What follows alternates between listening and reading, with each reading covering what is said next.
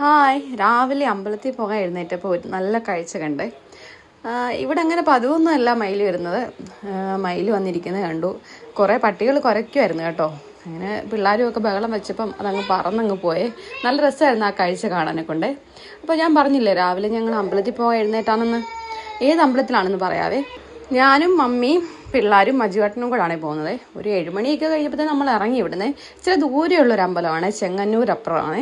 ഇവിടെ വരാനുള്ള കാരണം വേറൊന്നുമല്ല, മമ്മിയുടെ കുടുംബക്ഷേത്രമാണ്. അപ്പം ഞാൻ ആദ്യമായിട്ടായിരുന്നു വരുന്നത്. മമ്മിയും മജുവേട്ടനൊക്കെ നേരത്തെ വന്നിട്ടുണ്ട്. മജുവേട്ടന് ഓർമ്മയില്ല, മമ്മി ഇടയ്ക്കൊക്കെ വരാറുണ്ട്. അപ്പം ഈ അമ്പലത്തിൽ പ്രത്യേകത എന്ന് വെച്ചാൽ 2 സൈഡും കാവാണ്. കാവിന് നടുക്കായിട്ടാണ് 2 അമ്പലമുണ്ട്. തെക്ക് ഭാഗത്തും ഉണ്ട്, വടക്ക് ഭാഗത്തും ഉണ്ട്. രണ്ടും ഭദ്രകാളി ക്ഷേത്രമാണ്. തെക്ക് ഭാഗത്ത് ശാന്തസ്വരൂപിണിയും വടക്ക് ഭാഗത്ത് ഉഗ്രസ്വരൂപിണിയായ ഭദ്രകാളി ക്ഷേത്രമാണ്. നമുക്ക് സ്ത്രീകൾക്ക് തെക്ക് ഭാഗത്ത് മാത്രം സന്ദർശിക്കാനേ പറ്റത്തുള്ളൂ. വടക്ക് ഭാഗത്ത് പുരുഷന്മാർ മാത്രമാണ് പ്രവേശനം. പുരുഷന്മാർക്ക് പ്രവേശനമാണെങ്കിൽ അവിടെ കണ്ടു തൊഴാനൊന്നും പറ്റില്ല. സദാസമയം ആ ഒരു വാതിൽ അടഞ്ഞു കിടക്കുകയെ.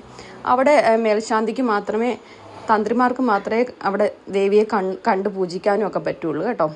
ഒരുപാട് നിഗൂഢതകളുള്ള ഒരു പുരാതന ക്ഷേത്രമാണ് ഇത്. ഇവിടുത്തെ മരങ്ങളൊക്കെ കണ്ടാൽ തന്നെ വർഷങ്ങൾ പഴക്കമുള്ള മരങ്ങളും വള്ളികളും കാട്ടുവള്ളികളും ഒക്കെയാണ്. ഒരു പ്രത്യേക വൈബാണ് അവിടെ പോകുമ്പോഴേ. അവിടുത്തെ വേറൊരു പ്രത്യേകത എന്ന് വെച്ചാൽ അവിടുത്തെ വാനരന്മാരാണ്. ഒരു 300-ൽ പരം വാനരന്മാരുള്ള ഒരു ക്ഷേത്രമാണ്. അപ്പോൾ അത് അവിടുത്തെ ഒരു വലിയ പ്രത്യേകതയാണ്. അവർക്ക് വേണ്ടി ഒരു പ്രത്യേക പുര തന്നെയുണ്ട് ആഹാരം കൊടുക്കാനും ഒക്കെ. ഞങ്ങളും കൊടുത്തു. കപ്പലണ്ടിയും ബിസ്ക്കറ്റും ഒക്കെ അവിടെ വരുന്നവരൊക്കെ കൊടുക്കുന്നുണ്ട്. പഴം, ക്യാരറ്റ് എന്നീ വേണ്ട എല്ലാ ആഹാരങ്ങളും അവിടുത്തെ ഒരു നേർച്ചയാണെന്ന് അറിയില്ല, വരുന്നവരെല്ലാം വാങ്ങിച്ചു കൊടുക്കുന്നുണ്ട്. അതൊരു നല്ല ഭംഗിയുള്ളൊരു കാഴ്ചയാണ് കുട്ടികൾക്കും. മിഷൂട്ടി മമ്മാട്ടി നോക്കി ഇരിക്കുമായിരുന്നു. അവരാദ്യമായിട്ട് മാമാട്ടി കണ്ടിട്ടുണ്ട്. മിഷൂട്ടിക്ക് അതൊരു അത്ഭുതമായിരുന്നു. ഇങ്ങനെ നോക്കിയിരിക്കുമായിരുന്നു കുരങ്ങുകളൊക്കെ. അവറ്റുകൾ ആർക്കും ഒരു ശല്യം ഉണ്ടാക്കാതെ അവരുടേതായ ഒരു ലോകത്ത് അമ്പലത്തിൻ്റെ പരിസരത്തും ഒക്കെ ചാടിക്കളിച്ച് നടക്കുന്നത് കാണാൻ തന്നെ ഒരു പ്രത്യേക ഭംഗിയല്ലേ. ഈ ക്ഷേത്രത്തെപ്പറ്റി അധികം ആരും കേട്ടിട്ടുണ്ടാവില്ല എന്ന് എനിക്കറിയില്ല. ഞാൻ ആദ്യമായിട്ടാണ് മമ്മിയുടെ കുടുംബക്ഷേത്രമാണെന്ന് ഞാൻ കേട്ടിട്ടുണ്ട്. ആദ്യമായിട്ടാണ് അവിടെ പോകുന്നത്. ഞാൻ പറഞ്ഞില്ലേ വടക്കേ ഭാഗത്തെ ഭദ്രകാളി ക്ഷേത്രം, അവിടെ പുരുഷന്മാർക്ക് മാത്രമാണ് പ്രവേശനം.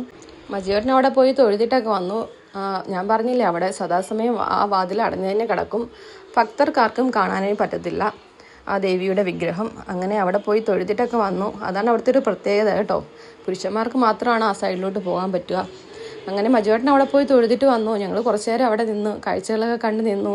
കുരങ്ങന്മാരുടെ കളികളും അതിൻ്റെ ഐഹിതമൊന്നും എനിക്കറിയില്ല. ഇവിടെ ഇങ്ങനെ കുരങ്ങന്മാർ കാവുള്ളത് കൊണ്ടായിരിക്കാം. ഒരുപാട് കുരങ്ങന്മാരുണ്ട്. അതിനും എന്തൊക്കെയോ കഥകളൊക്കെ പറയുന്നുണ്ട്. ഇതിലൊരു കുരങ്ങ് പിണങ്ങി പുറത്തു പോയാൽ തിരിച്ച് അതിനെ കയറ്റത്തില്ലെന്നൊക്കെയാണ് പറയുന്നത് ബാക്കിയുള്ള കുരങ്ങുകളെ.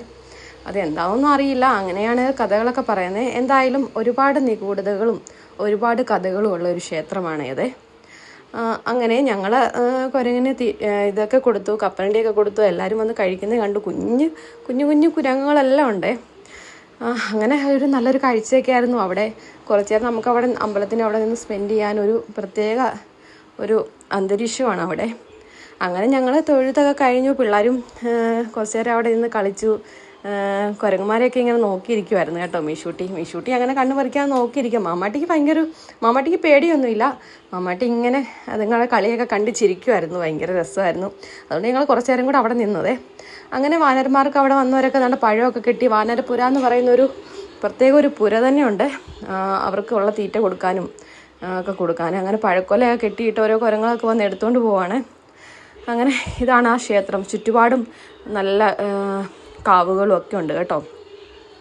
അപ്പം ചെങ്ങന്നൂരപ്പുറമാണ് ഈ ക്ഷേത്രം, മമ്മിയുടെ കുടുംബക്ഷേത്രമാണ്. അതൊക്കെ കഴിഞ്ഞ് ഞങ്ങൾ തൊഴുതൊക്കെ കഴിഞ്ഞു.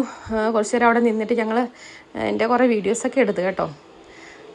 അവിടുത്തെ ഒന്ന് ഇതാണെന്ന് വെച്ചാൽ എനിക്ക് പേടി തോന്നിയെന്ന് വെച്ചാൽ ഒരുപാട് അട്ടകളുണ്ട്. അട്ടയുടെ വീഡിയോ ഇതിനകത്ത് എടുത്തിട്ടുണ്ട് ഞാൻ. അതിൻ്റെ സൈഡിൽ കാടായതുകൊണ്ടായിരിക്കാം വലിയ പെരുമാളൻ അട്ട എന്ന് പറയുന്ന അട്ട കുറേ ഉണ്ട് കേട്ടോ. ആ ഒരു പേടി ഉണ്ടായിരുന്നു. അതിനെ കണ്ടപ്പോൾ നമുക്കൊരു പേടി വരും. അത് അവിടുത്തെ ഒരു പ്രത്യേക ഒരുപാട് ഉണ്ട് കേട്ടോ. ഇപ്പുറ സൈഡിൽ വീഡിയോക്കകത്തിലുണ്ടോയെന്ന് അറിയില്ല. ഇടയ്ക്കൊരു വീഡിയോ എടുത്തിട്ടുണ്ടെന്ന് തോന്നുന്നു അതിൻ്റെ. അതുകൊണ്ട് കേട്ടോ. കാവായത് കാരണമായിരിക്കാം. കണ്ടില്ല ഞാൻ കണ്ട ഈ അട്ടയുടെ കാര്യം പറഞ്ഞത്. പെരുമാളിൻ്റെ അട്ടാന്നാണ് നമ്മുടെ ഇവിടെയൊക്കെ പറയുന്നത്. അങ്ങനെ തിരിച്ചു പോകുന്ന വഴിക്ക് ഞങ്ങൾ രാവിലെ ഇറങ്ങിയൊന്നും ഫുഡൊന്നും കഴിച്ചില്ലായിരുന്നു. ഹോട്ടലിൽ കയറി ഫുഡൊക്കെ കഴിച്ചു. പിന്നെ കോഴഞ്ചേരി വന്നപ്പം ഉർവശിയിൽ നിന്ന് 2-3 കമ്മലൊക്കെ നോക്കി എടുത്തിട്ടാണ് തിരിച്ച് വീട്ടിലോട്ട് പോയത്. അപ്പം ഈ വീഡിയോ പിന്നെ തിരിച്ചു പോയപ്പോൾ മമ്മി റാന്നിയിൽ ചന്തയിൽ കയറിയായിരുന്നു എന്താണ്ടൊക്കെ സാധനം വാങ്ങിക്കാനേ. അപ്പോൾ ഇതൊക്കെയായിരുന്നു ഇന്നത്തെ വീഡിയോ. അപ്പോൾ tata, bye bye, see U.